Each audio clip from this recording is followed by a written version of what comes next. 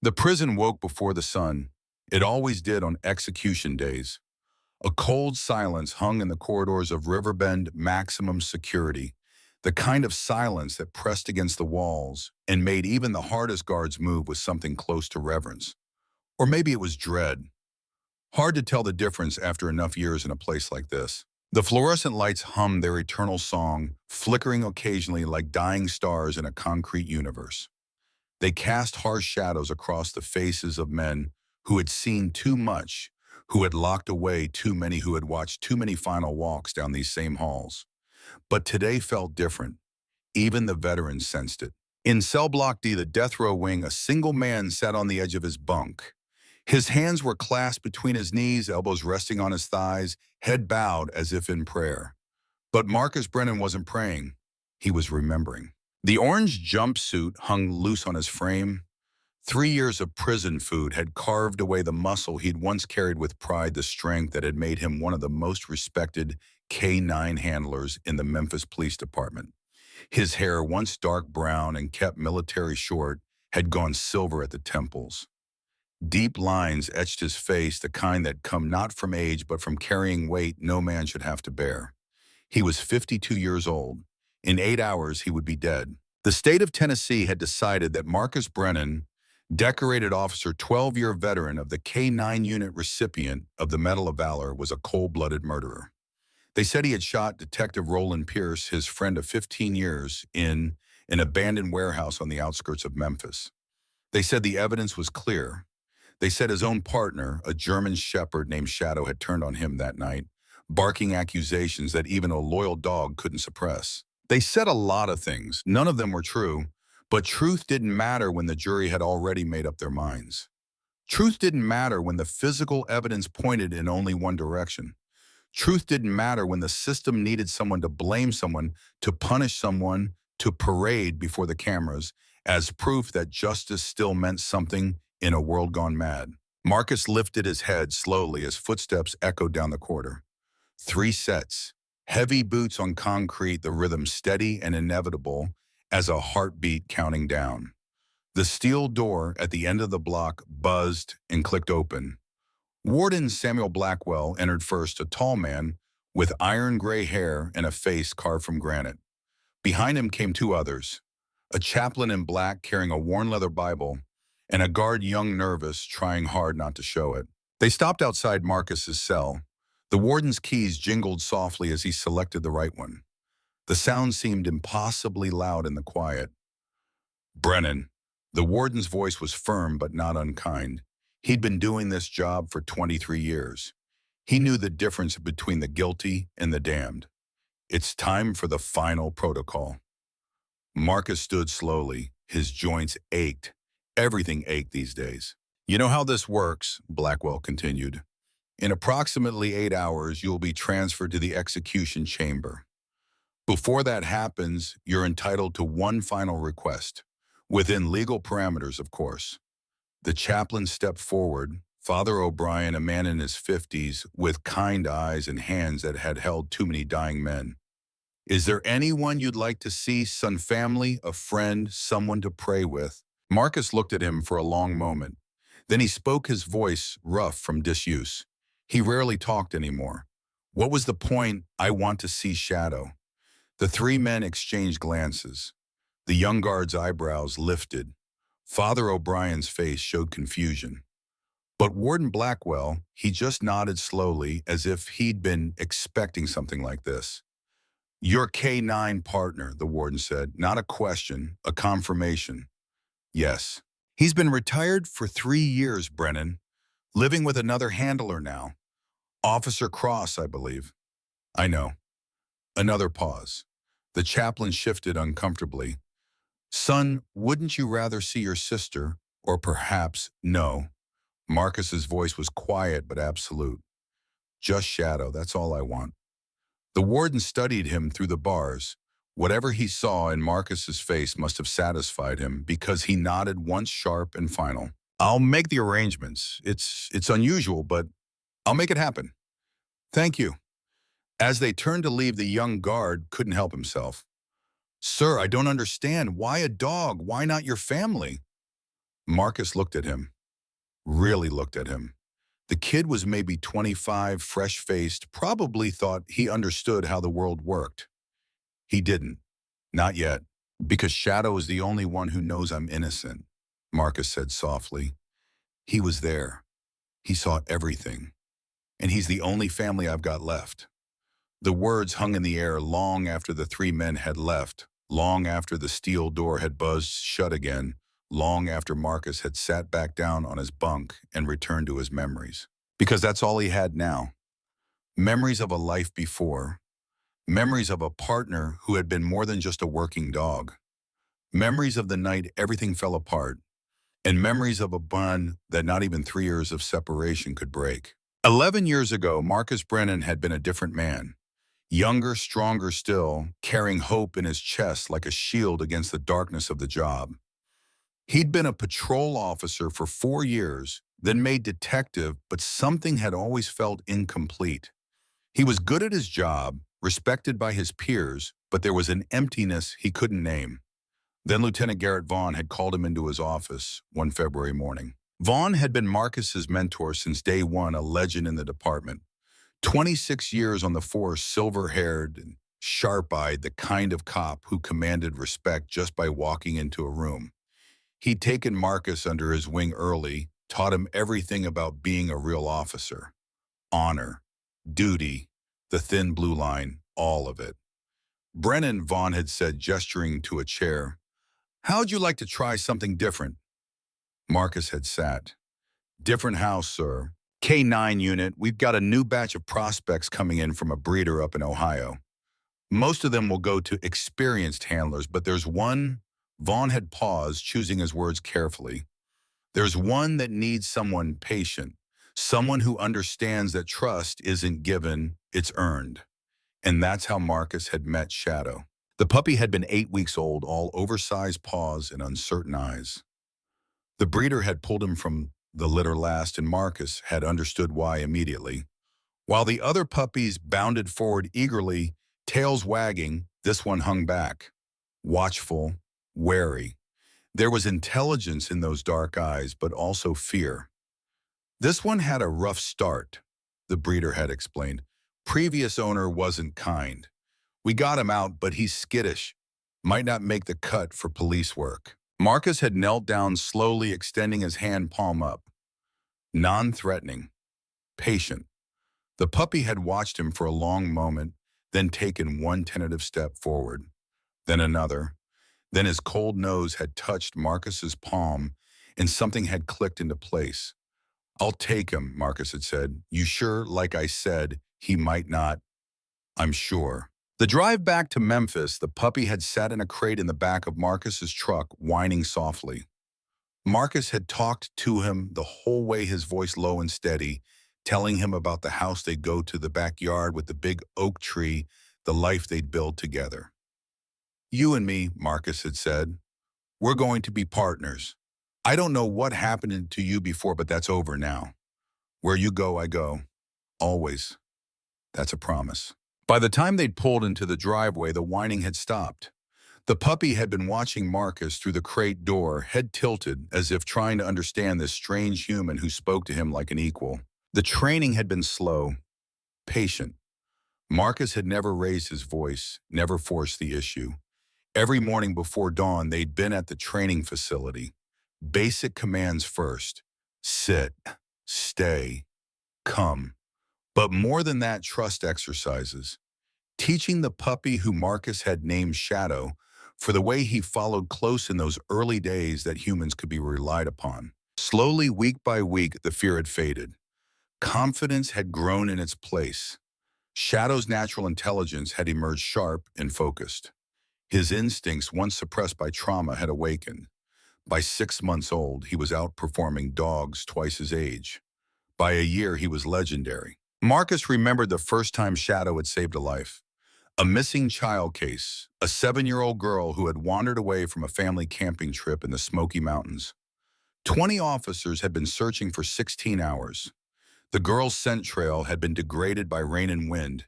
Everyone had been close to giving up. But Shadow hadn't given up. He'd picked up something the others had missed, a trace so faint another dog would have ignored it. He'd pulled Marcus 3 miles off the main search grid through dense underbrush and rocky terrain, never wavering. They'd found her in a small cave, hypothermic but alive. Shadow had laid down next to her, sharing his warmth until the paramedics arrived. The girl's mother had sobbed and thanked Marcus, but he'd shaken his head and pointed at Shadow. Thank him. He's the one who wouldn't quit. After that, they'd been unstoppable. Drug busts, fugitive captures, evidence recovery. Marcus and Shadow had become the team other officers requested specifically. They'd worked as one unit, reading each other's signals, without words, moving through dangerous situations, with a synchronicity that seemed almost supernatural. Off-duty, Shadow had slept at the foot of Marcus's bed. They'd run together every morning 5 miles through the neighborhood before the sun rose. They'd eaten breakfast together, Marcus at the table, Shadow beside him with his own bowl. When Marcus had gone through a rough patch after a difficult case involving a murdered teenager, Shadow had sensed it. For 3 nights straight, the dog had pushed his head under Marcus's hand whenever the nightmares started, grounding him, bringing him back. No judgment, just presence. You're more than a partner, Marcus had told him one night, scratching behind his ears. You're my brother, you know that, right? Shadow had looked at him with those intelligent, dark eyes and placed one paw on Marcus's knee. A gesture so deliberate, so full of understanding that Marcus had felt tears sting his eyes. Where you go, I go, he'd whispered. Always. And for 11 years that promise had held true.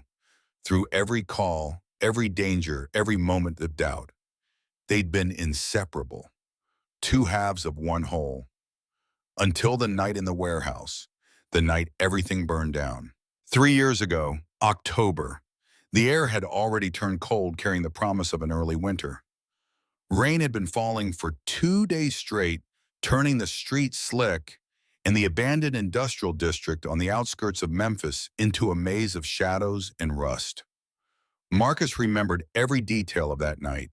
He'd replayed it 1,000 times in his cell, trying to make sense of what had happened, trying to find the moment where everything had gone wrong. The call had come in just after 11 p.m., a tip about a weapons cache possibly tied to a gang that had been terrorizing the South Side for months.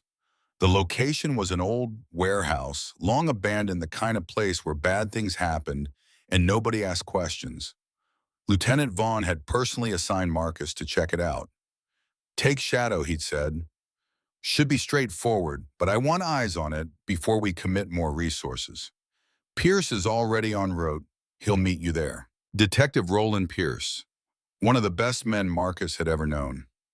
Salt of the earth, honest to his core, a dedicated cop who still believed the badge meant something. They had worked together for 15 years, had each other's backs more times than Marcus could count. Roland's wife Sarah made the best cornbread in Tennessee, and Marcus had spent countless Sunday dinners at their table, laughing and trading war stories. Roland had been more than a colleague. He'd been family. But 2 months before that night, something had changed. Marcus remembered it clearly now. Roland sitting in his car outside the precinct, looking exhausted. Shadows under his eyes, a weariness that went deeper than just a long shift. Marcus had knocked on the window. You okay, Roland? Roland had looked up, startled, then gestured for Marcus to get in. I need to tell you something, Mark. But not here. Not yet. What's going on? I'm documenting everything. Roland had said, his voice low and intense. Everything. Bank transfers, case files, recordings. If something happens to me, Sarah knows where to find it. Safety deposit box at First Tennessee. Just in case. Marcus had felt a chill run down his spine. What are you talking about? Nothing's going to happen to you. In this job, you never know. Roland had gripped the steering wheel, knuckles white. I found something, Mark. Something big. Corruption that goes high up. Real high. I'm building the case, but I need to be careful. These aren't people who'll just accept exposure. Who are you investigating? Roland had looked at him, conflict clear in his eyes. Then he'd shaken his head. Not yet. When I have everything locked down, you'll be the first person I tell. I promise. But right now, the fewer people who know, the safer everyone is. Marcus had wanted to push to demand answers, but he'd respected Roland too much to force it. Just promise me you'll be careful. Always am. Roland had managed a tired smile. Besides, if anything does happen, the evidence will speak for itself. I've made sure of that. Marcus had climbed out of the car, watching Roland drive away into the Memphis twilight. He'd felt uneasy, but pushed it aside. Roland was a veteran. He knew what he was doing. Now sitting in his death row cell, Marcus understood that conversation had been a warning. Roland had known he was in danger, had known he might not survive what he was uncovering, and he'd made sure the truth would outlive him. If only Marcus had paid more attention. If only he'd pushed harder for answers. Maybe Roland would still be alive. That rainy October night, Marcus had driven through the downpour with Shadow in his custom kennel, in the back of the SUV windshield wipers beating a steady rhythm against the deluge.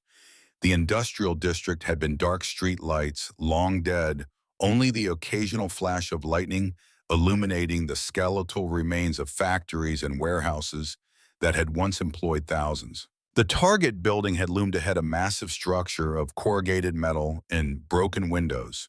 Roland's unmarked car had been parked outside already, driver's door open, interior light on, but no sign of Roland himself. Marcus had felt it then, a cold whisper of wrongness crawling up his spine. "Easy, boy," he'd said to Shadow as he'd opened the kennel. The dog had emerged, alert, ears forward, nose already working. He'd sensed it too. They'd approached the warehouse entrance cautiously. The metal door had been ajar, creaking softly in the wind. Inside, darkness had swallowed everything beyond the first few feet. Marcus had clicked on his flashlight, the beam cutting through the black like a knife. "Roland," his voice had echoed off metal walls. "It's Brennan. You in here?" No answer, just the sound of rain drumming on the roof water, dripping through rusted holes in the ceiling. Shadow had moved ahead, his body low and tense. Suddenly, he'd stopped blocking Marcus's path. A low growl had rumbled in his chest, barely audible but unmistakable. The kind of warning Shadow only gave when danger was imminent. Marcus had raised his weapon senses, sharpening. "Who's there? Police! Show yourself!" Then he'd heard it. Voices, deep in the warehouse, coming from behind a wall of stacked crates. Two men arguing. One voice he'd recognized immediately, Roland Pierce. The other voice had been lower, harder, familiar, but he couldn't place it in the moment. Marcus had moved closer, Shadow at his heel, both of them silent as ghosts. The conversation had become clearer. "I can't do this anymore, Vaughn." Roland's voice strained, desperate. "I have proof. Bank transfers, case files, everything in. You've been planting evidence for years." Marcus's blood had gone cold. "Vaughn, Lieutenant Vaughn." "Frank, you're making a mistake." That was Vaughn's voice, calm and measured. The voice of a man in control. "You don't understand what you're dealing with." "I understand exactly what I'm dealing with. Corruption. You've destroyed lives, sent innocent people to prison, all for what? Money, power. For survival. For keeping this city from tearing itself apart. You think the system works by following the rules.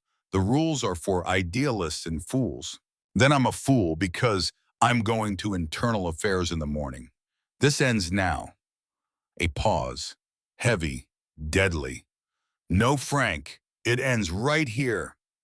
Marcus had started to move to intervene, but something had slammed into him from behind.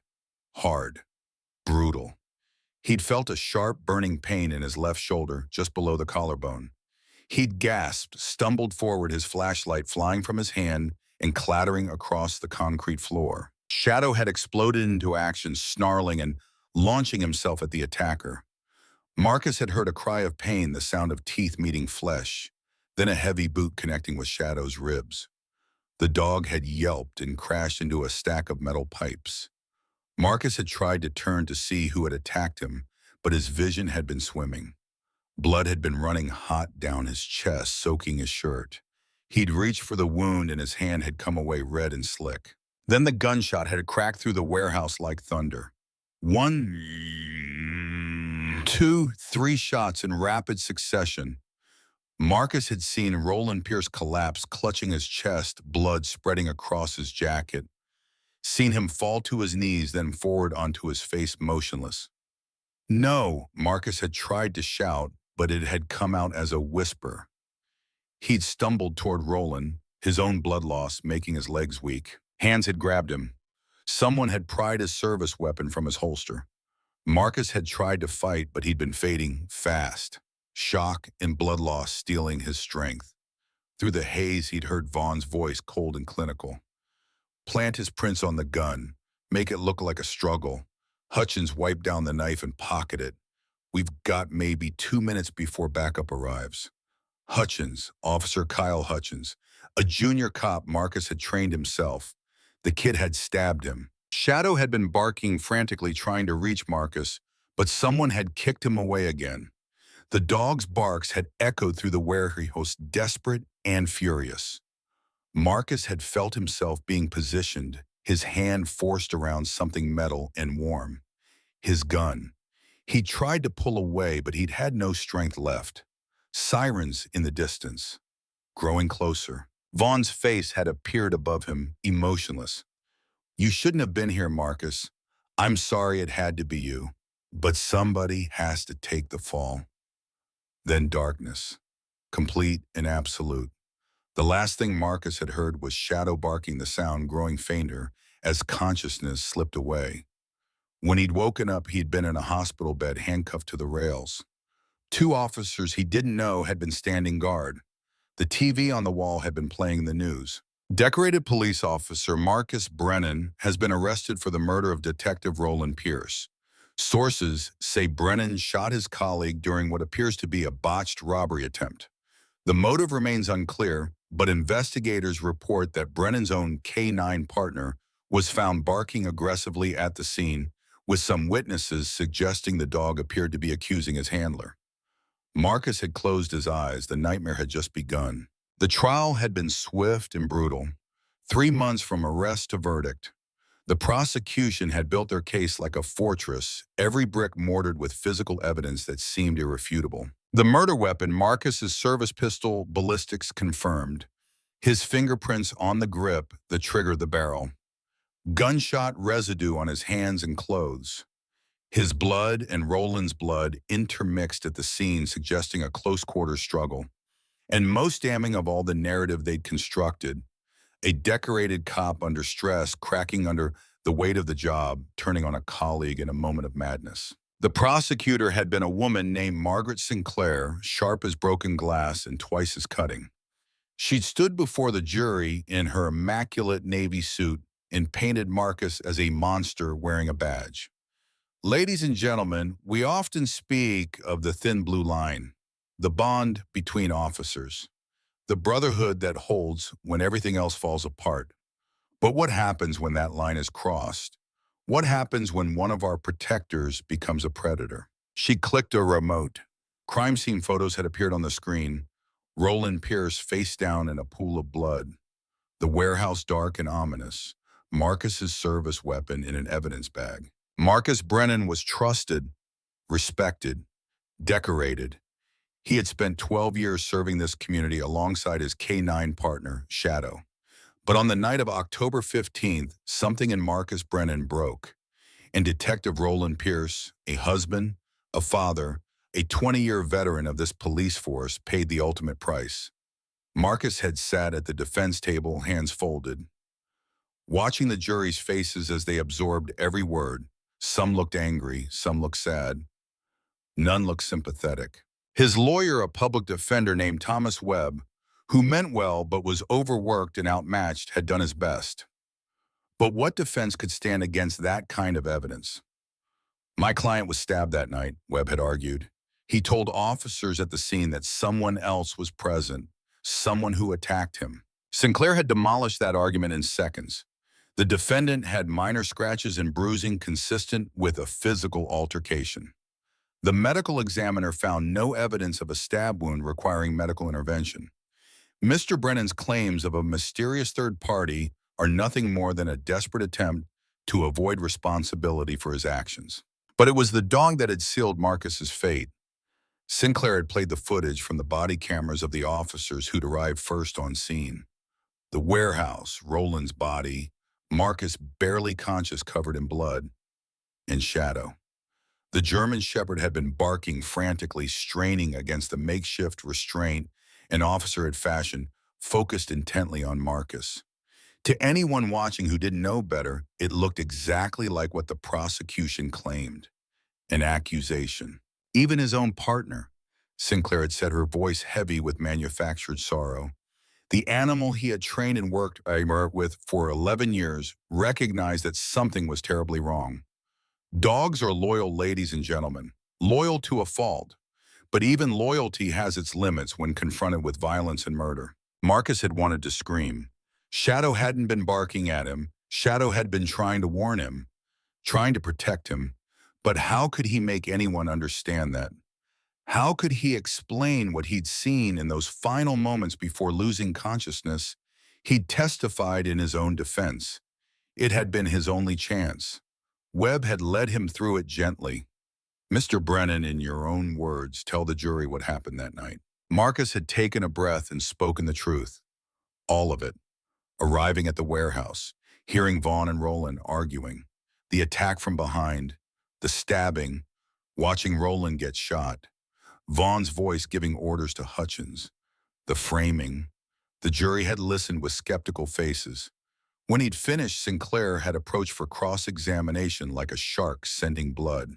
Mr. Brennan, you claim Lieutenant Garrett Vaughn, a decorated officer with 26 years of exemplary service, murdered Detective Pierce. Is that correct? Yes. And you claim Officer Kyle Hutchins, who has no disciplinary record and has been commended twice for bravery, stabbed you and helped frame you. Correct. Yes. And yet the only evidence we have is your word. No witnesses, no surveillance footage, nothing but the testimony of a man found holding the murder weapon covered in the victim's blood. I know how it looks, but no further questions. The character witnesses Vaughn had provided had been devastating. Fellow officers had testified about Marcus's recent mood changes, his increasing isolation, his obsessive relationship with his canine partner. They'd painted a picture of a man losing his grip on reality. Vaughn himself had taken the stand, looking every inch the distinguished veteran. He'd spoken about Marcus with what seemed like genuine sadness. I mentored that young man, taught him everything I knew. I never saw this coming. If I'd recognized the signs, maybe I could have prevented this tragedy. Marcus had watched his mentor lie under oath and felt something break inside him that would never heal. The jury had deliberated for 2 hours and 43 minutes. When they'd returned, the forewoman's face had told Marcus everything he needed to know before she'd spoken a single word. We, the jury, find the defendant, Marcus Brennan, guilty of murder in the first degree. Roland Pierce's widow, Sarah, had sobbed in the gallery. His daughter had screamed that Marcus should rot in hell. The judge had gavelled for order. The sentencing phase had been even worse. Sarah Pierce had stood before the court, tears streaming down her face, and begged the judge to impose the death penalty. My husband was a good man. He dedicated his life to protecting the city. Marcus Brennan took him from me, from our daughter, from everyone who loved him. Life in prison isn't enough. Justice demands the ultimate punishment. The judge, a stern woman named Patricia Holloway, had agreed. Marcus Brennan, you have been found guilty of the first-degree murder of Detective Roland Pierce. Taking into consideration the severity of this crime, the betrayal of your oath as a police officer, and the devastating impact on the victim's family, I hereby sentence you to death by lethal injection. The gavel had fallen. Marcus's life had ended, even though he had still been breathing. They'd taken him away in chains. As they'd led him from the courtroom, he'd caught one final glimpse of Shadow. The dog had been brought to the courthouse, part of the ceremony of stripping Marcus of everything. Officer Wyatt Cross, a young handler, had been holding Shadow's leash. The dog had lunged when he'd seen Marcus whining desperately. Cross had struggled to hold him back. Marcus had stopped, even though the guards had been pulling at him. For one moment, he and Shadow had locked eyes across the courtroom. I'm sorry, boy, Marcus had whispered. I'm so sorry. Then they dragged him away. The last thing he'd heard had been Shadow's howl, a sound of pure anguish that had echoed through the halls of justice like a prophecy of doom. He'd never seen Shadow again, until today. The hours had crawled by with agonizing slowness. Marcus had sat in his cell listening to the prison wake-up around him. The clang of doors, the shuffle of feet, the low murmur of voices. Normal sounds of institutional life, except today wasn't normal. Today was his last day. Around noon, Warden Blackwell had returned with Father O'Brien. "Your request has been approved," Blackwell had said. "Shadow will be here in 3 hours. Officer Cross is bringing him from Knoxville. We've arranged for the meeting to take place in the execution wing waiting room. You'll have 30 minutes. Marcus had nodded, not trusting his voice. "I have to ask," the warden had continued, "what are you hoping for here?" "Brennan, close your forgiveness. The dog isn't going to understand what's happening."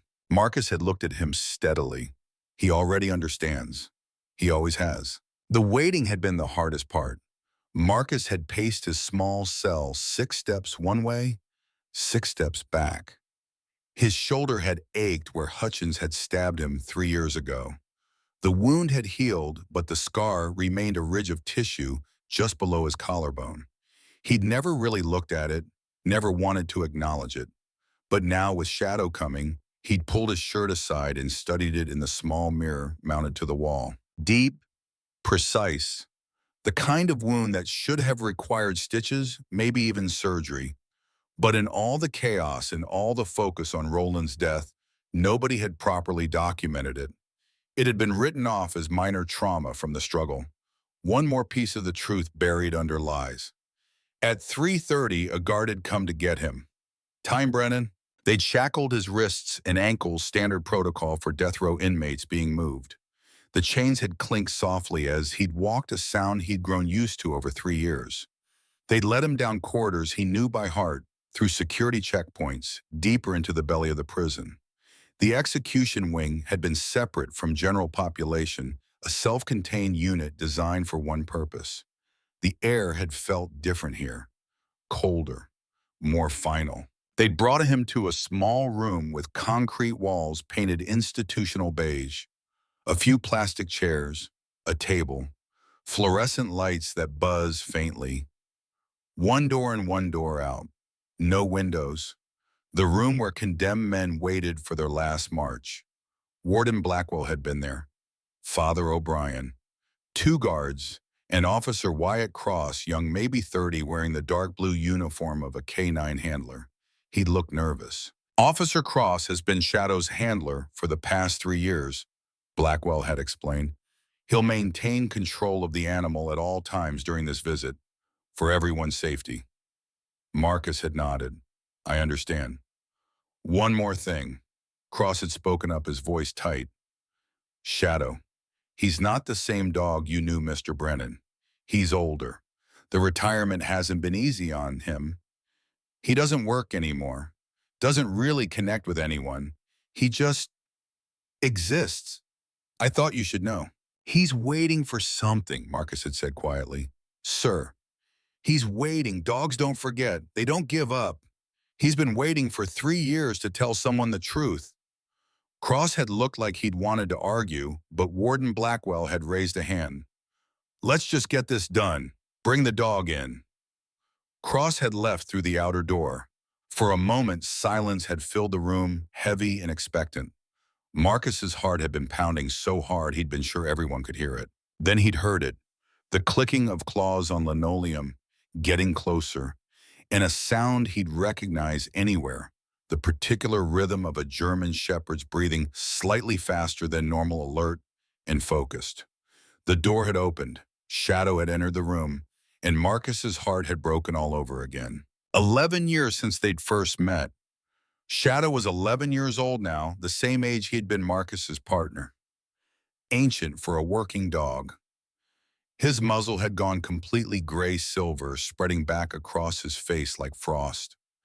His eyes, once sharp and bright, had carried a weariness that seemed to reach into his soul. He'd moved stiffly, arthritis in his hips, obvious in the careful way he'd placed his paws. But he was still Shadow, still powerful despite his age, still carrying himself with the dignity of a warrior who had seen battle and survived.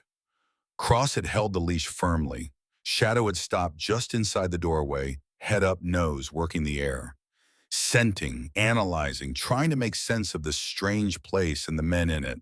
Then his nose had found something, a scent that cut through years and distance and pain. His entire body had gone rigid. His ears had snapped forward. His eyes had locked onto Marcus with laser focus. Marcus had felt tears burn his eyes. "Hey, boy," he'd whispered. "It's me. It's Marcus." For one perfect moment, Marcus had been sure Shadow would do what he'd always done. Run to him, lean against his leg, place that heavy head under his hand, and sigh with contentment. The reunion he'd dreamed about for 3 years. But that's not what happened. Shadow's lips had pulled back. A low, rumbling growl had started deep in his chest, not the playful warning he'd sometimes given during training. This was different, deeper, more primal. The growl had grown louder. Shadow had taken a step forward, still locked onto Marcus, his body lowering into a stance Marcus recognized all too well. The stance Shadow took when he'd identified a threat. Cross had tightened his grip on the leash. Shadow, no. Easy, boy. But Shadow hadn't listened. The growl had become a snarl. His teeth, still white and sharp despite his age, had been fully visible now. His hackles had risen, making him look even larger. Marcus had felt his chest tighten. This couldn't be happening. Not Shadow, not after everything. "I don't understand," Cross had said, genuinely confused. "He's never acted like this before. Not even with actual suspects." One of the guards had stepped back. "Maybe we should end this. The dog's aggressive." "No," Marcus had said, his voice breaking. "Please, just give us a minute." Shadow had continued growling, but he hadn't lunged, hadn't attacked. He just stood there, locked in that intense focus, making that horrible sound that seemed to fill the entire room. Father O'Brien had moved closer. "Marcus, I think—" "Wait." Warden Blackwell had raised his hand, eyes narrowed. "Look at the dog. Really look." Everyone had turned their attention to Shadow. The German shepherd's growl had continued, but his body language had been wrong for an attack. His weight had been balanced, not coiled. His ears had been forward, not back. His eyes had been focused, analytical, not wild with rage. "He's not attacking," Blackwell had said slowly. "He's investigating." And that's when Shadow had moved. Not toward Marcus's face or chest, where an aggressive dog would target, but circling, moving around him with deliberate steps, nose working, constantly, pulling Cross along with him. Shadow had moved behind Marcus, sniffed the air near his back, then his left side. Still growling, but now it had sounded different, more insistent, like he'd been trying to communicate something. Then Shadow had stopped at Marcus's left shoulder, the scarred shoulder, the one that ached every morning when Marcus woke, the one that carried the truth nobody had wanted to see. Shadow's nose had pressed close right against the fabric of the orange jumpsuit. His breathing had changed, becoming rapid and focused. Every muscle in his body had tensed. Then he'd barked. Once. Sharp. Urgent. The kind of bark he'd only given when he'd made a detection, when he'd found what he'd been looking for. Cross's eyes had widened. "That's an alert bark." Everyone had frozen. "What?" one of the guards had asked. "An alert bark," Cross had repeated, his voice rising with a confusion and something else. Realization. Shadow just gave an alert. He found something. But that doesn't make sense. He's not a working dog anymore. He hasn't alerted on anything in 3 years. Shadow had barked again. Same intensity, same urgency. His nose had remained pressed against Marcus's shoulder. Warden Blackwell had stepped forward slowly. "Brennan, hold still."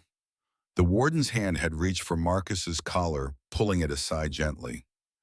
The orange fabric had shifted, exposing skin beneath, and there, visible to everyone in the room, had been the scar. Thick and raised, running 4 inches below the collarbone, the kind of wound that told a story all its own. My God, Father O'Brien had breathed. Cross had moved closer, staring. That's not from a scuffle. That's a stab wound. A deep one. Shadow had stopped growling. He'd sat down directly in front of Marcus, still focused on that shoulder, and released a soft whine. Not aggressive, sad. The sound of a boy who had been carrying a burden for far too long. Marcus had looked down at his partner, at the gray muzzle and the tired eyes, and understood. Shadow hadn't been accusing him. Shadow had been trying to tell them all along, trying to show them the truth that had been carved into Marcus's flesh. He knew, Marcus had whispered, all this time. He knew I was the victim. He was trying to tell them. Warden Blackwell had straightened his face unreadable. Someone get medical in here. I want this wound documented, photographed, every detail. Sir, one of the guards had protested. The execution is scheduled for... I don't care what's scheduled. If this man was stabbed the night of the murder, if there's evidence we missed, then we have a serious problem. Cross had knelt beside Shadow, running his hand over the dog's head. All this time, he'd said softly, you were trying to tell someone. Shadow had remained focused on Marcus. Their eyes had met, and in that moment, everything else had fallen away. The room, the chains, the years of separation. It had just been them, handler and partner, connected by a bond that 3 years of injustice couldn't break. Marcus had slowly lowered himself to his knees, ignoring the protests of the guards, the chains making the movement awkward. He'd been face to face with Shadow now. I know, boy, he'd whispered. I know you tried. I know you saw everything. Shadow had leaned forward, closing the distance between them, and pressed his head against Marcus's chest. Not the friendly greeting of before, but something deeper. A recognition, a confirmation. And for the first time in 3 years, Marcus Brennan had felt something he'd thought was lost forever. Hope. The medical examiner arrived within 20 minutes, a middle-aged woman named Dr. Patricia Reeves, who had seen enough prison injuries to recognize the real thing when she encountered it. She brought her camera, her measuring tools, and a decades-honed skepticism that made her opinions in court worth their weight in gold. She'd photographed the scar from 6 different angles, measured its depth with calipers, traced its path with gloved fingers while Marcus stood still as stone. Shadow had remained beside him the entire time, watchful, protective, as if making sure this truth wouldn't be buried again. This wound is consistent with a deep, penetrating stab from a blade approximately 1 inch wide. Dr. Reeves had said, her voice clinical, but her eyes sharp with questions. It would have required medical intervention. Stitches at minimum, possibly surgery, depending on what structures were damaged. And it's old, 3 years, maybe a bit more. Warden Blackwell had crossed his arms. The night of the murder. The night Brennan claims he was attacked. If this wound occurred that night, someone should have documented it. Someone should have treated it. Dr. Reeves had looked at Marcus. How did this heal? Marcus had spoken quietly, remembering. Prison infirmary. 3 days after I arrived. It got infected. They gave me antibiotics, cleaned it up. I told them I'd been stabbed the night of the arrest. They said it wasn't in any reports, so it must have happened during processing. An accident with equipment or another inmate. An accident. Dr. Reeves had shaken her head. This was no accident, Mr. Brennan. This was an attempt to kill you that fell about 2 inches short. The room had fallen silent. Even the guards had looked uncomfortable, now shifting their weight, exchanging glances that spoke of growing doubt. Shadow had pressed closer to Marcus's leg. The gesture so familiar, so achingly normal that Marcus had felt his composure crack. His hand had moved almost on its own fingers, sinking into the thick fur at Shadow's neck. The dog had leaned into the touch, a soft sound escaping him that wasn't quite a whine, wasn't quite a sigh. Relief, maybe, or recognition that finally someone was seeing the truth he'd been carrying. Warden Father O'Brien had said softly, "What does this mean for the execution?" Blackwell had stood very still, his face carved from granite, thinking through implications and procedures, and the massive legal machinery that would need to be engaged. It means we have new evidence. It means the conviction may have been based on incomplete information. It means he'd pause, choosing his words carefully. It means Brennan's execution is suspended until this can be properly investigated. Marcus had closed his eyes. The wave of emotion that had crashed over him had been so intense, he thought his knees might buckle. 3 years. 3 years of knowing the truth and being unable to prove it. 3 years of waiting for death. And now, because of Shadow, because Abo had remembered what humans had chosen to forget, there was a chance. But Warden Blackwell hadn't been finished. However, this doesn't prove innocence. It proves you were injured. We still need to understand what happened in that warehouse. We need evidence. I can tell you what happened. Marcus had opened his eyes, his voice stronger now. I can tell you everything, but I need you to listen. Really listen. Not the way they listened at trial. Blackwell had gestured to the chairs. Then talk. And Cross, keep that dog close. I want him here for this. They'd all sat except for Shadow, who had remained standing pressed against Marcus's leg like an anchor holding him to the earth. And Marcus had begun to speak, starting with the phone call from Vaughn that night, the assignment to check out the warehouse, the rain that had made visibility almost zero. He'd told them about finding Roland's car, empty, the door open. About Shadow's warning growl. About creeping into the warehouse with every instinct screaming that something was wrong. I heard voices, Marcus had said, his eyes distant, seeing it all again. Deep in the building behind the stacked crates, I recognized Roland's voice immediately. He sounded stressed, angry, not scared exactly, but determined. The way he got when he'd made up his mind about something and wouldn't be moved. What was he saying? Blackwell had asked. He was talking about evidence, about corruption. He said he had proof, bank transfers and case files. He said, Marcus had paused, the words still painful even now. He said Vaughn had been planting evidence for years. The reaction in the room had been immediate. Cross had straightened in his chair. The guards had exchanged sharp looks. Even Father O'Brien had seemed startled. Lieutenant Garrett Vaughn, Blackwell's voice had been carefully neutral. You're saying Detective Pierce was accusing your commanding officer of corruption. Not just accusing, he had evidence. I heard Vaughn's voice clear as day trying to talk him down, telling him he was making a mistake, that he didn't understand what he was dealing with. Roland wouldn't back down. He said he was going to internal affairs in the morning. He said it had to end. Marcus had swallowed hard, remembering the next part, the part that still played in his nightmares. Vaughn's voice changed, got colder. He said, no, Frank, it ends right here. And I started to move to try to get between them to stop whatever was about to happen. But someone came from behind me, fast, professional. I barely saw the movement before I felt the knife go in. His hand had moved unconsciously to his shoulder, to the scar that Shadow had found. It was like being hit with a bolt of lightning, white-hot pain that made everything else disappear. I stumbled forward, dropped my flashlight. Shadow went crazy, attacking whoever had stabbed me. I heard someone cry out, heard Shadow's teeth connect. Then something hit Shadow hard enough that he yelped. I've never heard him make that sound before or since. Shadow's ears had flicked at the mention of his name, and he'd shifted slightly, pressing even closer to Marcus. Then the gunshots. 3 of them so fast they almost sounded like one continuous sound. I saw Roland fall, saw the blood. I tried to get to him, but I was losing too much blood myself, getting weak. Someone grabbed me, took my weapon from my holster. I tried to fight, but I had nothing left. What happened next?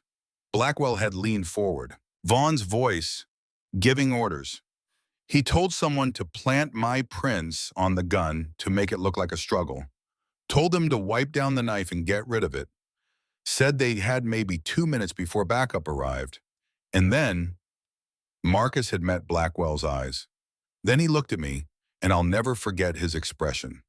Cold, calculated, like he was solving a problem, not destroying a man's life. He said, you shouldn't have been here, Marcus. I'm sorry it had to be you. But somebody has to take the fall. The room had been absolutely silent. Even the fluorescent lights had seemed to stop their buzzing. I blacked out after that, blood loss and shock. When I woke up in the hospital, I was already under arrest, and nobody would listen when I tried to tell them what really happened. Because there was no evidence, Dr. Reeves had said quietly. No knife wound documented, no third party, just you and Detective Pierce and physical evidence that seemed ironclad. And Shadow, Marcus had added, they said Shadow was barking at me, accusing me, but that's not what he was doing. Cross had spoken up, his hand resting on Shadow's head. What was he doing? Marcus had looked at his partner, and Shadow had looked back, and the understanding between them had needed no words. He was trying to warn them, trying to tell them someone else was there. But all they saw was a dog barking near his handler. They interpreted it the way they wanted to interpret it. Father O'Brien had removed his glasses, cleaning them slowly, a gesture Marcus recognized as the chaplain's way of processing difficult information. If what you're saying's true, Marcus, then Lieutenant Vaughn murdered Detective Pierce and framed you, and someone else you mentioned the name Hutchins actually stabbed you. Officer Kyle Hutchins, I trained him myself. He was young, eager, hungry to move up. Vaughn must have had hooks in him already. These are serious accusations, Blackwell had said. Against respected officers, we'll need more than your testimony to pursue this. And that's when Shadow had moved. He lifted his head, suddenly body going rigid, focused on the door to the outer corridor. A low growl had started in his chest, different from before. Not the investigative sound from earlier. This was a warning. Cross had felt it through the leash. What is it, boy? What do you smell? The door had opened. A guard had entered, one Marcus vaguely recognized but couldn't name. The man had been middle-aged, thick around the middle, with a face that suggested he'd rather be anywhere else. Warden, shift change in 10 minutes. Need your sign-off on the execution chamber prep, even if it's postponed. Protocol requires. Shadow had exploded. The growl had become a snarl, lips pulled back fully, every tooth visible. He'd lunged toward the guard with such force that Cross had nearly lost the leash, his boots skidding on the smooth floor as he tried to hold the dog back. Shadow no down, Cross had shouted, but Shadow hadn't listened. He'd been locked onto the guard with an intensity that made his earlier behavior with Marcus look mild by comparison. The guard had stumbled backward, hands up. Jesus Christ, control that animal. But Shadow had kept coming, kept pulling, kept snarling. Not trying to actually bite, Marcus had noticed. Trying to get closer. Trying to identify. Trying to confirm what his nose was telling him. Cross, get him back. Blackwell had stood, hand moving toward his radio. But Marcus had seen something in Shadow's eyes. The same look he'd had when tracking a suspect, when closing in on a target, when he'd found exactly what he'd been searching for. Wait, Marcus had said, his voice cutting through the chaos. Let him work. Are you insane? He's out of control. No, he's doing his job. The same job he was doing 3 years ago. Marcus had stood slowly, chains clinking. Shadow, easy boy. Easy. Show me. The magic words. The command they'd used 1,000 times during their partnership. Show me what you found. Show me the truth. Shadow's snarl had diminished slightly, though his focus hadn't wavered. He'd continued pulling toward the guard nose, working frantically, taking in scent information and processing it against memories buried deep in his canine brain. The guard had backed against the wall. I don't know what's wrong with him. I just came to get the warden's signature. What's your name? Marcus had asked quietly. Davis, Officer James Davis. I work Block C. I'm just filling in for... You're lying. Marcus had taken a step forward despite the chains. Your name is Kyle Hutchins. You changed it. Transferred to a different facility. But Shadow knows. Dogs don't forget scents. The man's face had gone pale. I don't know what you're talking about. Shadow had barked sharp and aggressive, still straining toward him. Cross had been using both hands on the leash now, feet planted. Warden, this is the same reaction he had when he alerted on Brennan's wound. But stronger, more intense. Marcus had felt his heart pounding. 3 years. 3 years of not knowing where Hutchins had gone, of having no way to prove his claims. And now here he was, by pure chance, working in the same facility where Marcus was scheduled to die. "Shadow recognizes you," Marcus had said, his voice hard. "You were in that warehouse. You're the one who stabbed me." "That's insane. I've never seen this inmate before in my life." But his voice had been shaking. His hands had been trembling. And Shadow had known. Shadow had been absolutely certain. Warden Blackwell had stepped between them, hand raised. "Everyone calm down. Davis or Hutchins or whoever you are, I need to see your identification. Now." The man had hesitated, hand moving toward his pocket. Then his eyes had darted toward the door, calculating distances, weighing odds. "Don't," Blackwell had said quietly. "You won't make it." For a long moment, the man had stood frozen. Then his shoulders had slumped. His hand had come away from his pocket empty. And when he'd spoken, his voice had been different, younger. The accent he'd been using had dropped away. Okay, my name is Kyle Hutchins. I changed it legally 2 years ago. Transferred here 6 months ago. But I didn't know Brennan was here. I swear I didn't know. They just needed someone to fill a shift, and "You stabbed me," Marcus had interrupted. "In the warehouse. On Vaughn's orders." Hutchins had looked at him, then really looked at him, and something had broken in his expression. Guilt, maybe, or fear, or exhaustion from carrying a secret too heavy for one man to bear. "Yeah," he'd whispered. "Yeah, I did." The confession had hung in the air like smoke. Dr. Reeves had her phone out recording.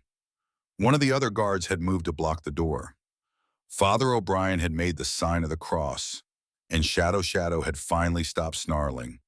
He'd sat down, mission accomplished, looking up at Marcus as if to say, "See, I told you. I've been trying to tell you all along." Warden Blackwell had pulled out his radio. "Security, I need 2 officers to the execution wing waiting room. Now, we have a situation." But Marcus had barely heard him. He'd been staring at Kyle Hutchins, at the man who had destroyed his life with a single thrust of a knife, and feeling a strange mix of vindication and rage and something deeper. Sadness, maybe. For the young officer he'd trained, who had chosen corruption over honor. "Why?" Marcus had asked softly. "I taught you everything. I trusted you."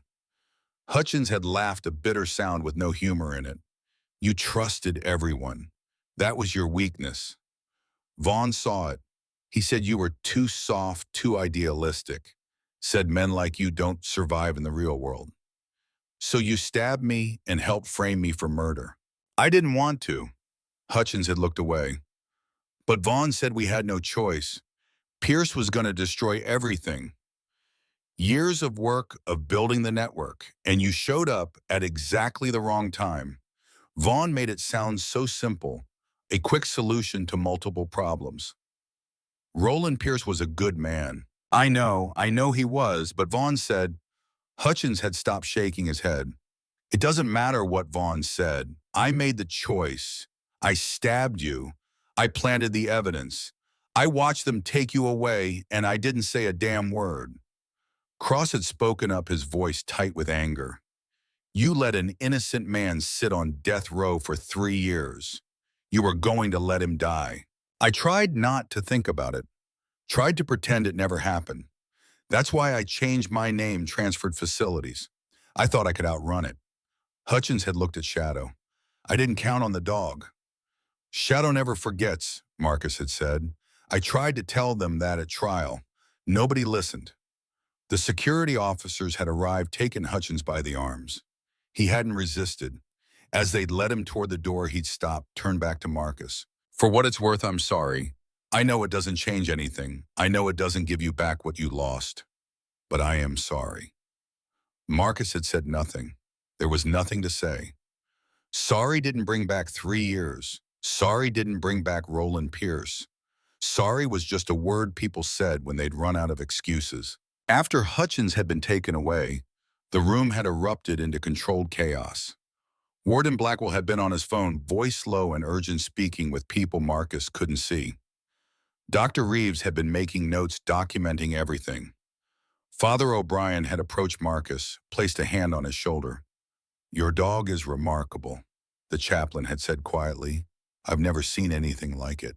Marcus had looked down at Shadow, who had settled at his feet, head on his paws, finally relaxed. He's not just a dog, he's a witness. The only honest witness to what happened in that night. Do you think they'll believe you now? With Hutchins's confession? I don't know. Hutchins admitted to stabbing me and planting evidence. But he's not the one who killed Roland. That was Vaughn. And Vaughn is... Marcus had trailed off thinking about his former mentor. The man who had shaped his career. The man who had destroyed his life. As if summoned by the thought, Warden Blackwell had ended his call and turned to Marcus. I've contacted the Attorney General's office. They're sending investigators. And I've put in a call to Lieutenant Vaughn. He needs to answer questions about these allegations. Marcus had felt ice slide down his spine. You called him here to the prison. He's still your former commanding officer. He has a right to address these accusations before any formal charges are filed. It's procedure. It's a mistake. Marcus had gripped the edge of the table. Warden, you don't understand. Vaughn is dangerous. He's not going to just confess. He's not going to break down like Hutchins did. But Shadow had interrupted, his body going rigid again. The growl that started in his chest was different from anything Marcus had heard before. Deeper, more primal. The kind of sound that spoke to millions of years of wolf DNA of pack animals defending their own against a predator. What's wrong with him now? One of the guards had asked nervously. Marcus had known before he'd consciously processed it. Shadow's reaction to Hutchins had been intense. But this was beyond intense. This was pure focused rage, barely contained by training and loyalty. The outer door had opened, and Lieutenant Garrett Vaughn had walked in. He looked exactly as Marcus remembered. 56 years old, but still commanding, still carrying himself with the authority of a man who had spent nearly 3 decades giving orders and having them followed without question. Silver hair trimmed precisely. Uniform immaculate. 3 rows of ribbons on his chest, each one representing some act of service or bravery that the city had recognized and honored. He'd looked like what he'd always been, a decorated police veteran, a respected leader, a pillar of the department, and Shadow had looked at him and seen a killer. The German Shepherd had erupted from his resting position like a missile. The snarl that tore from his throat was feral savage, the sound of a predator that had found its prey after a long hunt. He'd hit the end of the leash with such force that Cross had been yanked forward, nearly losing his grip entirely. Shadow down, down, Cross had shouted, but it had been useless. Shadow had been beyond commands, beyond training, operating on instinct and memory in 3 years of suppressed knowledge. Vaughn had stopped just inside the door, hand moving instinctively toward his hip, toward the service weapon he wore. His eyes had gone wide, not with fear, but with recognition. He'd understood immediately what Shadow's reaction meant. Control that door, Vaughn had said, his voice sharp with command, but there had been something underneath. A crack in the facade, worry maybe, or calculation. Warden Blackwell had stepped between Shadow and Vaughn. Lieutenant, I need you to remain calm. The dog appears to be reacting to... I know what the dog is reacting to, Marcus had said, standing slowly despite the chains. He's reacting to the man who murdered Roland Pierce. Vaughn's eyes had shifted to Marcus. For a moment, just a moment, the mask had slipped. Marcus had seen the cold intelligence underneath the ruthless pragmatism that had let Vaughn put a bullet in a good man's chest and sleep soundly afterward. Then the mask had been back in place. Vaughn had straightened, looking every inch the offended officer. That's a serious accusation, Brennan. I came here as a courtesy to answer questions about allegations made by a convicted murderer and a dirty cop who just confessed to evidence tampering. But I won't stand here and be accused by a dog. Shadow had lunged again, pulled so hard that Cross had lost his footing, skidding forward. Other guards had jumped in, 3 of them now holding the leash, trying to restrain 85 pounds of furious German Shepherd who wanted nothing more than to reach the man by the door. He's never done this before, Cross had gasped, boots scraping for purchase. Not even with violent suspects. He's identified Vaughn as a threat. Because he is a threat, Marcus had said, his voice rising. Shadow was there, Lieutenant. He saw you shoot Roland. He heard you give orders to Hutchins to stab me to plant evidence. He's been trying to tell people for 3 years, but nobody would listen to a dog. Vaughn had laughed, the sound cold and dismissive. This is absurd. You're basing a murder accusation on a dog barking. The same dog who, according to trial testimony, was barking at you the night of the murder. He wasn't barking at me. He was trying to protect me, trying to warn me about you. That's your interpretation. Convenient now that you're facing execution. Vaughn had turned to Blackwell. Warden, I don't appreciate being called here under false pretenses. If Hutchins confessed to tampering with evidence, that's a matter for internal affairs. But it doesn't change the facts of Brennan's case. He was found at the scene covered in the victim's blood holding the murder weapon. Because you put it in my hand, Marcus had said, after you shot Roland, after Hutchins stabbed me. Prove it. The challenge had hung in the air, and that's when Shadow had done something remarkable. He'd stopped pulling, stopped snarling. He'd sat down perfectly still and looked directly at Vaughn with an intensity that made everyone in the room fall silent. Cross had blinked in surprise. What's he doing? Marcus had known. He had seen Shadow do this before, hundreds of times during their partnership. When Shadow had tracked a suspect to their hiding place, when he'd identified a car carrying drugs, when he'd found exactly what he'd been searching for and wanted his handler to take notice. He's marking, Marcus had said softly. It's what he does when he's made a positive identification, when he's absolutely certain. Shadow had barked once, sharp, final. The bark that meant target acquired, threat identified, handler take action. Father O'Brien had made the sign of the cross again. Dr. Reeves had stepped back medical training, telling her to get clear of whatever was about to happen. The guards had tensed hands moving toward their equipment. And Vaughn had finally shown his hand. His face had gone hard, the genial mask dissolving completely. His hand had moved to his hip, fingers wrapping around the grip of his service weapon. Don't, Warden Blackwell had said quietly. Whatever you're thinking, don't do it. But Vaughn hadn't stopped. He'd drawn the weapon, not pointing it at anyone yet, just bringing it clear of the holster. Control. That's what he'd always been about, maintaining control of every situation. You should have stayed quiet, Marcus, Vaughn had said, his voice cold as winter stone. You should have taken your execution like a man. But you had to keep pushing. You and that damn dog. Shadow had recognized the threat, had seen Vaughn's hand move to the weapon, and Shadow, old and gray and past his prime, had done what he'd been trained to do. What he'd done for 11 years whenever his partner was in danger. He'd attacked. The explosion of movement had been so fast that later Marcus wouldn't be able to say exactly what had happened.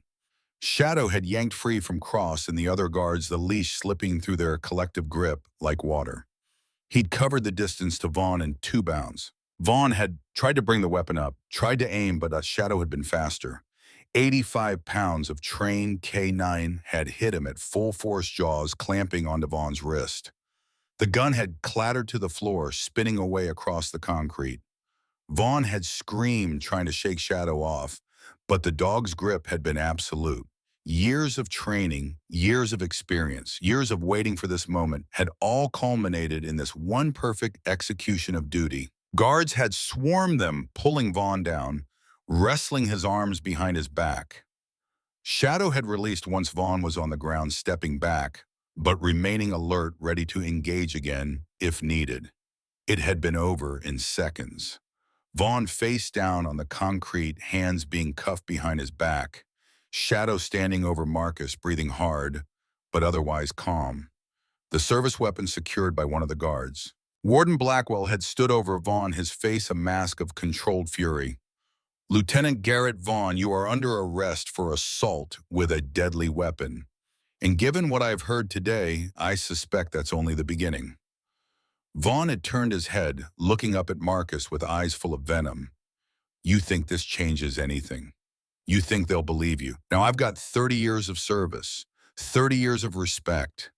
You're a convicted murderer whose only witness is a dog. That dog, Marco had said quietly, has more integrity than you ever had. They'd hauled Vaughn to his feet, started to lead him away. But at the door, he'd stopped forcing the guards to stop with him. He'd look back at Marcus one last time. I taught you everything, Marcus. Everything you know about being a cop, about honor and duty, and the thin blue line. And you want to know the real joke. It was all a lie, every word of it. There is no honor. There's only survival. And I survived by being smarter than idealists like you and Pierce. You didn't survive, Marcus had said. You just delayed the consequences. Shadow made sure of that, made sure. As they'd taken Vaughn away, his voice had echoed down the corridor. It won't stick. None of it will stick. I'll walk away from this and you'll still die. You hear me, Brennan? You'll still die. Then the door had closed and he was gone. The room had fallen into heavy silence. Everyone had been breathing hard, adrenaline still pumping from the confrontation. Shadow had returned to Marcus's side, settling against his leg, mission accomplished. Cross had picked up the leash with shaking hands. I've been handling K9S for 6 years. I've never seen anything like that. The way he identified both suspects. The way he protected you. It's like he's been waiting 3 years for this exact moment. He has been, Marcus had said, running his hand over Shadow's head. He knew the truth. He's always known. We just finally listened. Warden Blackwell had been on his phone again, speaking rapidly, issuing orders. When he'd finished, he'd looked at Marcus with an expression that was hard to read. Respect, maybe, or reassessment. The Attorney General is sending a team immediately. Both Hutchins and Vaughn will be held pending investigation. And your execution, he'd paused. Your execution is officially suspended indefinitely pending a full review of your case. Marcus had nodded, not quite able to process what that meant. 3 years of waiting for death and now suddenly the possibility of life. It was too big to comprehend all at once. Father O'Brien had approached, placing both hands on Marcus's shoulders. God works in mysterious ways, my son. Who would have thought that salvation would come with 4 paws and a tail? Marcus had looked down at Shadow, who had looked back up at him with those dark, intelligent eyes. Eyes that had seen the truth and carried it for 3 years. Eyes that had never given up, never stopped trying to communicate what they'd witnessed. Not mysterious, Marcus had said softly. Just loyal. The most loyal partner I've ever had. Shadow's tail had thumped once against the concrete floor. And for the first time in 3 years, Marcus Brennan had allowed himself to believe that maybe, just maybe, the truth was finally going to set him free. The Tennessee Attorney General's office moved with the kind of speed usually reserved for political scandals and media firestorms. Within 48 hours of Vaughn's arrest, a team of 6 investigators had descended on Riverbend maximum security like a surgical strike force. They'd brought forensic specialists, legal analysts, and a determination to understand how the system had failed so catastrophically. Marcus had been moved from death row to a secure holding cell in a different wing. Not free, not yet, but no longer waiting to die. The difference was subtle but profound. The air felt different when you weren't counting down your final hours. Shadow had been allowed to stay. An unprecedented decision, but Warden Blackwell had made it over the protests of 6 regulations. That dog is a material witness, he'd said, his tone brooking no argument. And he stays with Brennan until this is resolved. So Shadow had taken up residence in Marcus's cell, sleeping at the foot of the narrow bunk, just like he'd done for 11 years in Marcus's small house outside Memphis. The guards had brought dog food, water bowls, even a blanket. They'd stopped looking at Marcus with the cold distance reserved for condemned men and started seeing something else. A man who might actually be innocent. A man whose dog had refused to let the truth die. The investigators had started with the physical evidence. Dr. Reeves had provided her analysis of Marcus's stab wound, complete with measurements, photographs, and a scathing professional opinion about how such an injury could have been missed during the original investigation. Willful blindness or gross incompetence? she'd written in her report. Possibly both. The warehouse had been re-examined. 3 years of weather and time had erased most trace evidence, but the investigators had found something that had been overlooked in the original sweep. A combat knife, military issue buried in debris near where Marcus had been attacked. The serial number had been filed off, but modern forensics didn't need serial numbers. DNA could survive for years in the right conditions. They'd found blood in the knife's handle seam, Marcus's blood, and something else.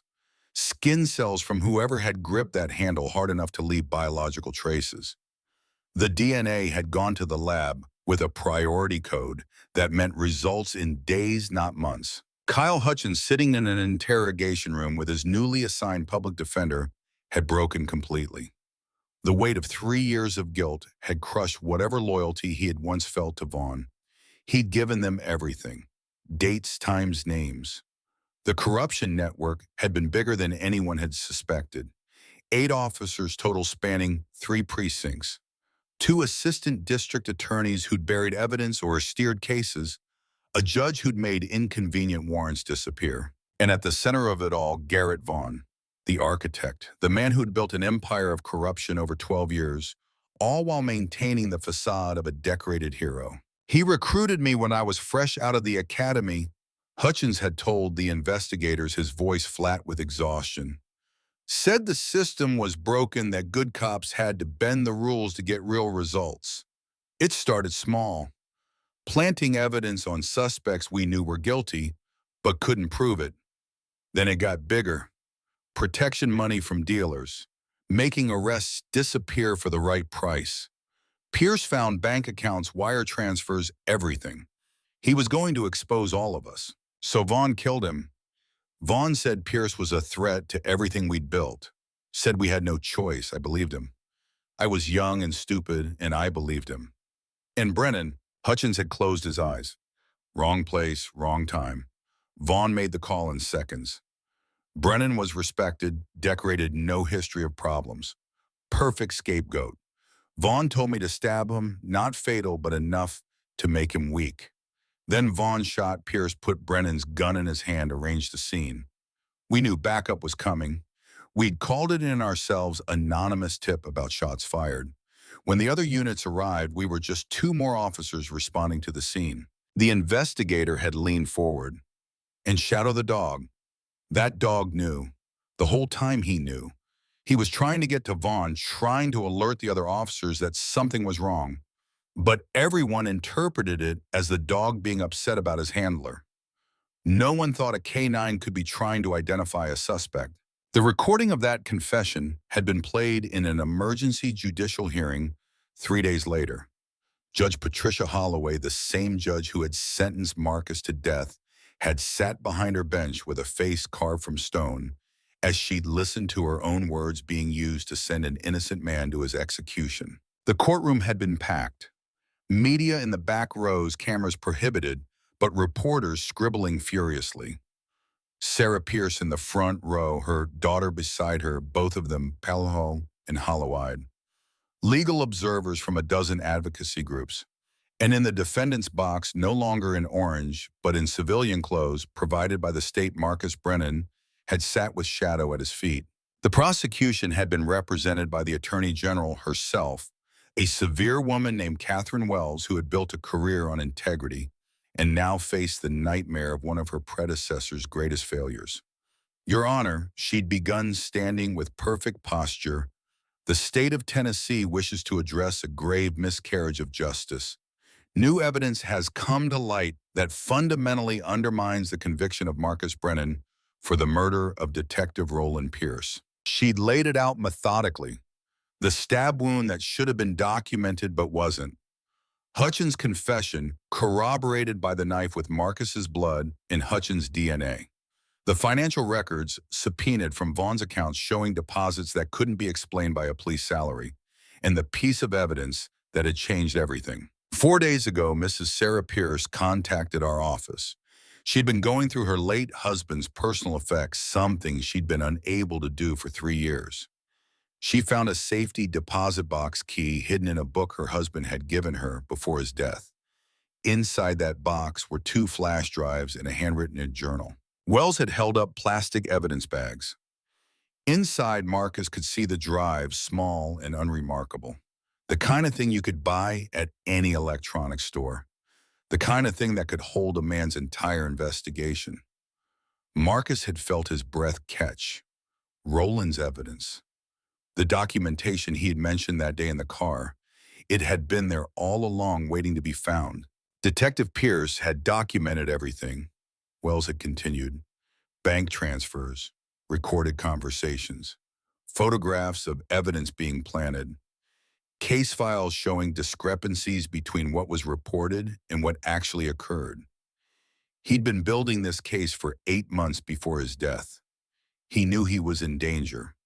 The last entry in his journal, dated the day he died, reads, "Meeting with Vaughn tonight. Going to give him one chance to turn himself in. If he refuses, I go to the FBI in the morning." The courtroom had been absolutely silent.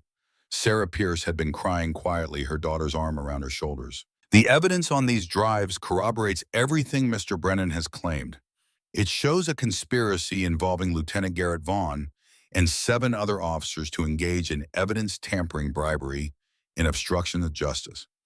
It shows that Detective Pierce was murdered to prevent this evidence from coming to light.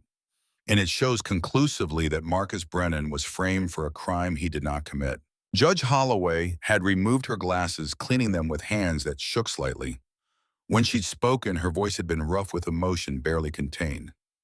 "I have reviewed the evidence submitted by the Attorney General's office. I have read Detective Pierce's journal. I have listened to the recordings he made, and I am forced to confront a terrible truth.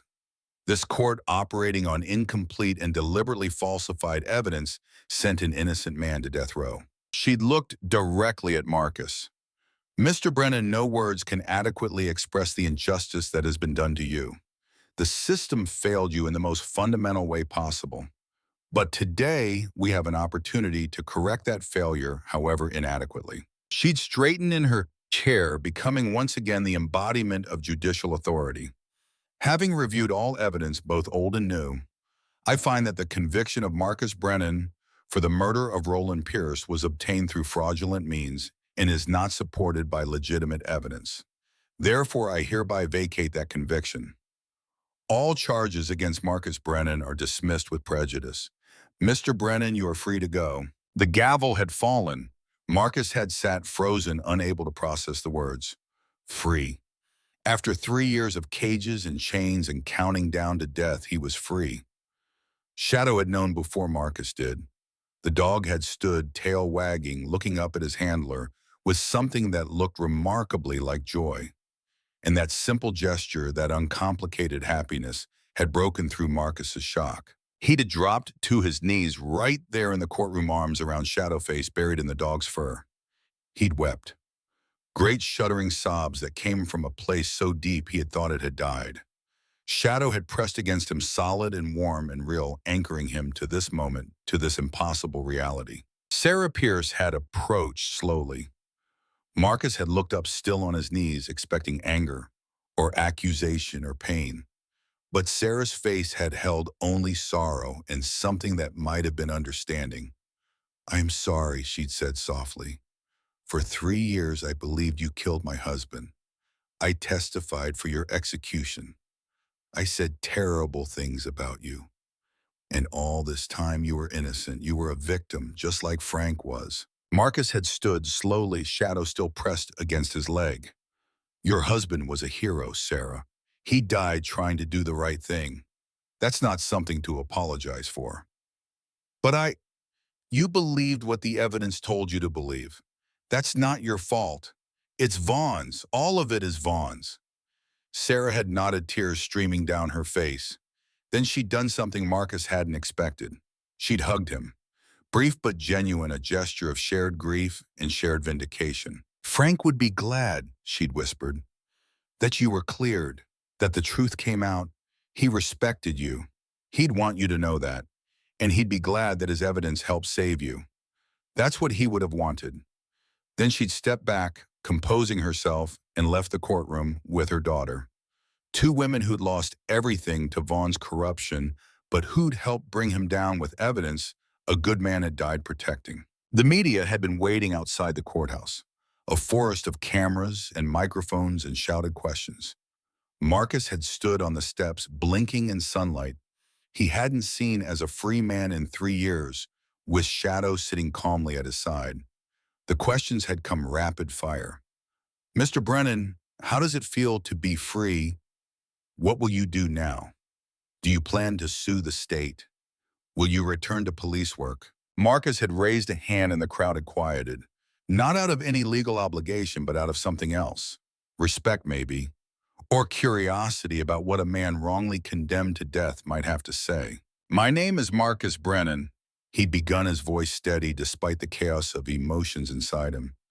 3 years ago, I was arrested for the murder of Detective Roland Pierce, my friend and colleague of 15 years. I was convicted on evidence that seemed overwhelming.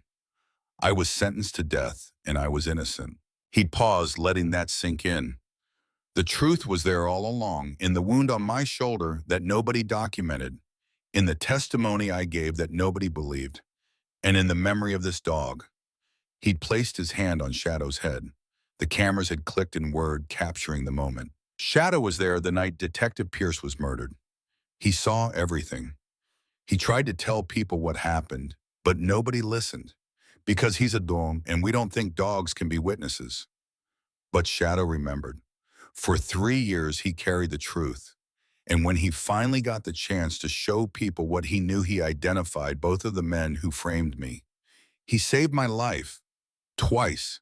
Once in that warehouse when he tried to protect me, and again in a prison waiting room when he refused to let the lies stand.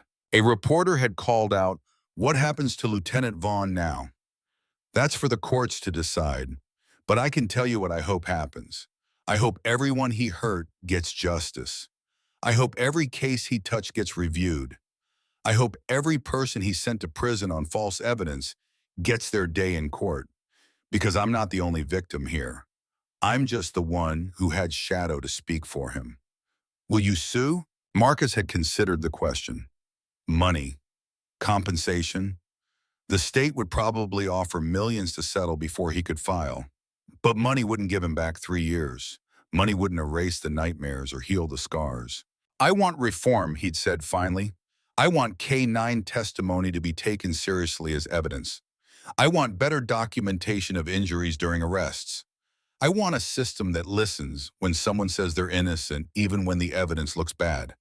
That's worth more than any settlement. What will you do now?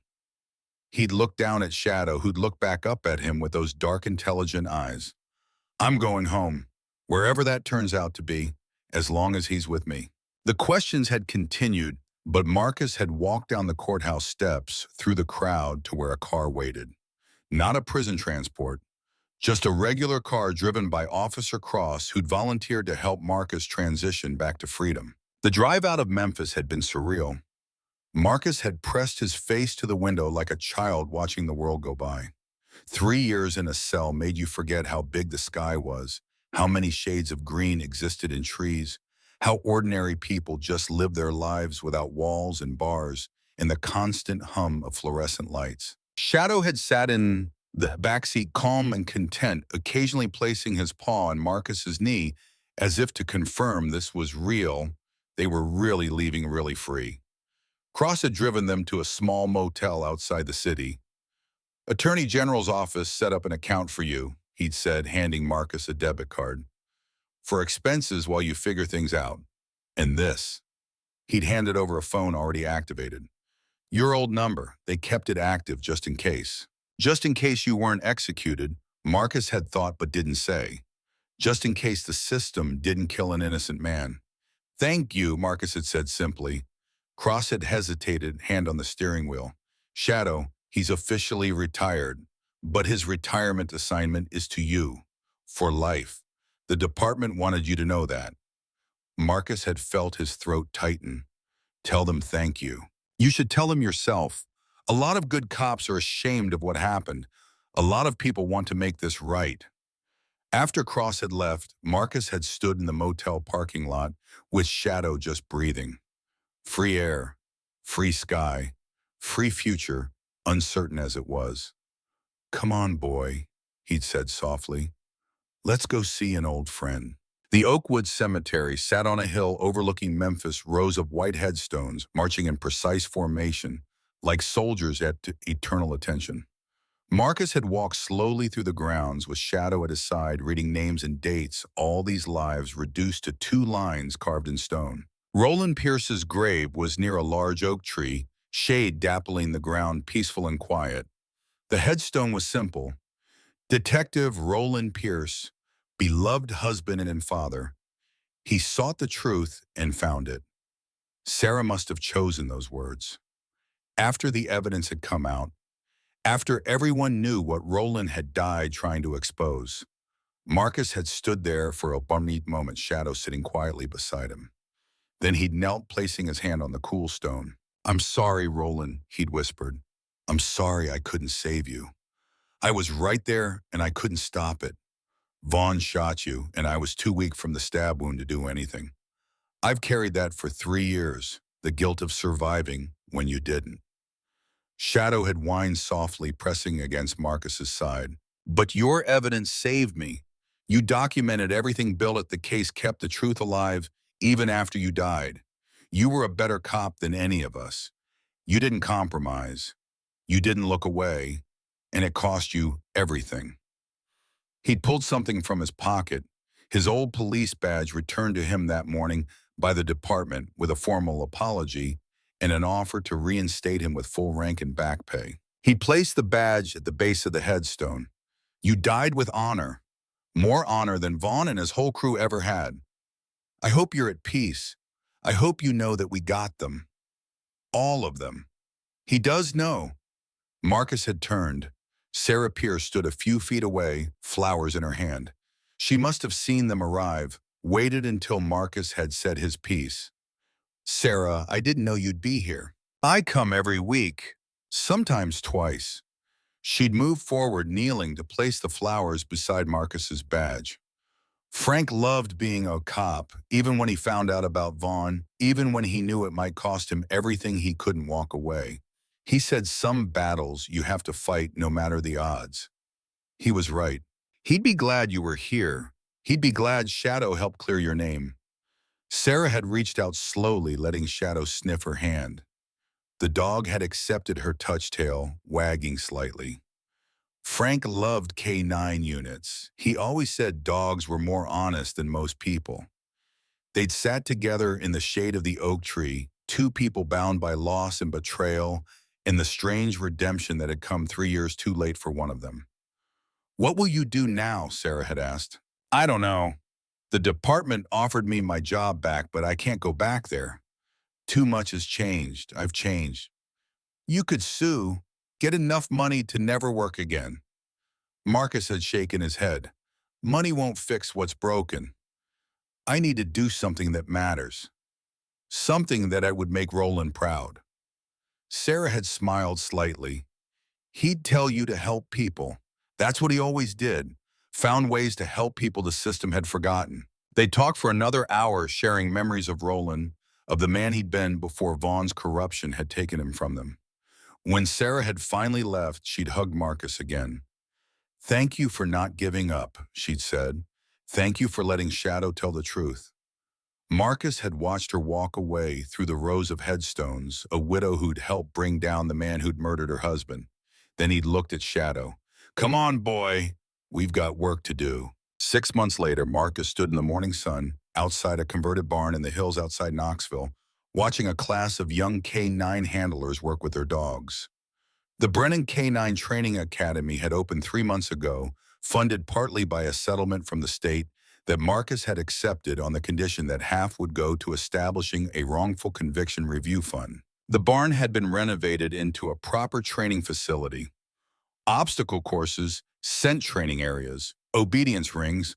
Marcus had designed it all himself, drawing on 11 years of experience in a determination to train the next generation of K9 handlers to be better than his had been, to listen to their owners, to trust them, to understand that sometimes a dog's instincts were more reliable than human judgment. He wasn't teaching police tactics. He'd left that world behind. Instead, he focused on search and rescue therapy work, service dog training, ways dogs could help people without the complications of badges and politics and corruption. Shadow lay in the sun nearby, gray muzzle resting on his paws, watching the training with the calm satisfaction of an elder statesman. He was nearly 12 now, ancient for a German shepherd, his muzzle completely white, his movements slow and careful. But his eyes were still bright, still alert, still watching over Marcus the way he'd done for 11 years. A young handler approached a woman, maybe 25, with an eager border collie at her heel. "Mr. Brennan, questioning about scent training." Marcus had smiled. "Show me what you're working on." He'd spent the morning moving between students, correcting techniques, offering encouragement, sharing the wisdom that came from years of partnership with a dog who'd been more than just a tool, a dog who'd been family. At lunch, he'd sat on the porch of the small cabin he'd built on the property, shadow settling beside his chair, with a contented sigh. The view stretched for miles, green hills rolling toward distant mountains, no walls, no bars, no boundaries except the horizon. His phone had buzzed. A text from the Attorney General's office. Vaughn's trial had concluded. Life without parole for the murder of Roland Pierce. Additional sentences for corruption, conspiracy, obstruction of justice. The other officers in his network had been sentenced to ranging from 10 years to life depending on their involvement. Justice. Slow and imperfect, but justice nonetheless. Marcus had put the phone away and looked at Shadow. The dog had been watching him, that familiar intelligence in his eyes. "We did it, boy," Marcus had said softly. "Took us a while, but we got there." Shadow's tail had thumped once against the wooden porch. Marcus had stood walking into the cabin. On the wall above his bed hung a photograph, one of the few possessions he'd kept from before. It showed a younger Marcus and a younger Shadow 11 years ago on their first official day as partners. Both of them looking at the camera with confidence and determination and the unshakable belief that they could handle anything together. Below the photo, Marcus had written in careful script, "Where you go, I go. Promise kept." He'd meant it as closure, as a way to honor what they'd survived. But looking at it now, Marcus had realized it wasn't about the past. It was about the future. Every day with Shadow. Every sunrise they watched together, every training session with students who would carry on the work. It was all part of keeping that promise. Shadow had followed him inside, moving slowly, arthritis making his hips stiff. Marcus had helped him up onto the bed, something he had never allowed in the old days. But rules change when your partner had saved your life twice and carried the truth for 3 years. The dog had settled with a long sigh, head on Marcus's lap. Marcus had run his hand over the gray muzzle, the soft ears, the strong neck. "You're the best partner I ever had," Marcus had whispered. "The most loyal friend. You never gave up on me. Even when I'd given up on myself, you kept fighting." Shadow had looked up at him, and in those dark eyes, Marcus had seen everything. The warehouse, the trial, the 3 years of separation. The moment in the prison when Shadow had found the truth nobody else would see. The identification of Hutchins and Vaughn. All of it leading to this moment, this quiet afternoon in a cabin in the hills, free and together. "I don't know how long we've got," Marcus had continued, "because nearly 12 was ancient, and every day now was borrowed time. But however long it is, we'll spend it right here. No more danger, no more cases, just peace. You've earned that." Shadow's eyes had drifted closed, comfortable and safe, trusting Marcus to keep watch for once. Marcus had sat there as the sun moved across the sky, hand on his dog's head, thinking about justice and loyalty, and the bonds that couldn't be broken by time or distance, or the cruelty of men who'd forgotten what honor meant. Down the hill, his students worked with their dogs, learning the partnership that could save lives, or solve crimes, or simply provide comfort to people who needed it. Marcus could hear their voices, young and enthusiastic, calling commands and offering praise. A new generation, a better one, he hoped. The sun had set in shades of orange and gold, painting the hills in colors that reminded Marcus of freedom, of second chances, of promises kept and futures earned. Shadow had snored softly at peace in a way he hadn't been for 3 years. And Marcus had realized that this right here was what victory looked like. Not headlines or settlements or apologies, not the satisfaction of watching Vaughn led away in chains. Victory was a quiet cabin and a loyal dog, and the knowledge that truth, however deeply buried, would always find a way to the surface. "Thank you, boy," Marcus had whispered into the gathering dark, "for everything, for never forgetting, for never giving up, for being exactly who you always were, even when nobody else would listen." Shadow's tail had thumped once more against the blanket. Outside, the stars had begun to emerge pinpricks of light in the vast Tennessee sky. Marcus had watched them appear one by one, these same stars that had shone over the warehouse 3 years ago, over the prison, over every dark night when hope had seemed impossible. But hope hadn't died. It had waited patiently in the memory of a dog who refused to let the truth be buried. And now finally, after everything, Marcus Brennan was home. Not the house he'd lost, not the job that had been taken from him, but something better, something real. Home was wherever Shadow was, where they went together, where promises were kept and loyalty was rewarded, and the bond between a man and his dog proved stronger than lies or corruption or even death itself. The first star had brightened overhead. Marcus had made a wish, the kind you make when you've been given a second chance at life. Not for wealth or fame or revenge, just for time. Time with the partner who'd saved him. Time to train dogs who might save others. Time to live freely in the truth that had been won at such terrible cost. Shadow had stirred, lifting his head to look at Marcus one more time before settling back to sleep. And in that look, Marcus had seen everything he needed to know. They'd made it through the darkness, together, the way they'd always promised they would. That night, Shadow slept deeper than he had in years. And for the first time since the warehouse, Marcus dreamed not of darkness and betrayal, but of sunlight and open fields, of a young dog learning to trust, of a partnership forged in patience and sealed in loyalty. He woke to find Shadow watching him, head tilted, as if asking, "Good dream." Marcus smiled, running his hand over the soft ears. The best boy, the very best. Because some bonds weren't just unbreakable, they were eternal, written not in contracts or commands, but in the quiet language of trust that needed no words. Where you go, I go. Not just a promise, a truth forever.